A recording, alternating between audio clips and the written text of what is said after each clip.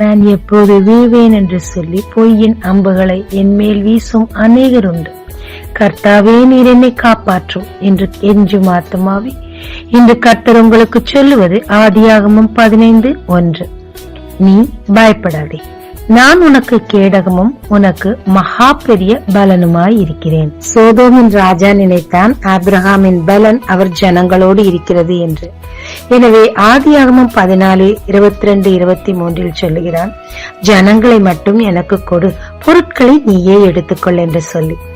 ஆனால் ஆபிரகாமோ, உன் செருப்பு வாரை கூட நான் எடுக்க மாட்டேன், என் கரங்களை தேவனிடத்தில் உயர்த்தி வைத்திருக்கிறேன் என்று சொன்னார். இந்த வார்த்தை ஆபிரகாம் சொன்ன உடனேயே என் மகன் என்னை எவ்வளவாய் நம்புகிறான் என்று சொல்லி அடுத்த அதிகாரம் 15:1 தானே இந்த வார்த்தைகளை கர்த்தர் சொல்லுகிறார். ஆனால் சவுலோ தேவன் தன்னை ராஜாவாக்கினார் என்பதை மறந்து அவரை பலனாய் கொள்ளாமல் ஜனங்களையும் தன் படை ஐஸ்வர்யத்தை பலனாய் கொண்டார். எனவேதான் தேவ திட்டமாகிய தாவீதின் மேல் பல முறை அம்பெய்தி கொல்ல பார்த்தார்.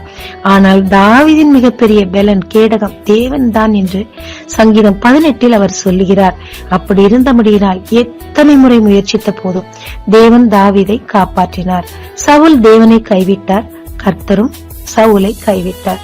இந்த சூழ்நிலை நமக்கு வராதபடி நாம் பார்த்து கொள்ள வேண்டுங்க. சில நேரங்கள்ல நான் நினைப்பதுண்டு, யுகா யுகமாய் நான் கர்த்தரோடு வாழும்போது என்ன வார்த்தைகளை சொல்லி துதிப்பேன் என்று சொல்லி.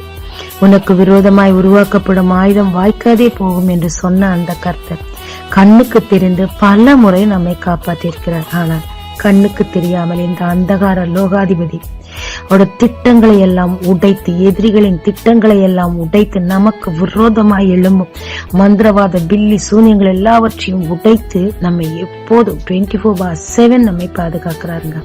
இதை நினைத்தால் யுகா யுகமாய் துதிக்காமல் எப்படிங்க இருக்க முடியும்? இதையெல்லாம் அப்போதுதான் நமக்கு வெளிப்படுத்துவார் என்று நினைக்கிறேன். அதனால நீங்க யார நம்புறீங்களோ நம்பலையோ அது வேஸ்டுங்க. கர்த்தரை இறுக பற்றி கொள்ளுங்க.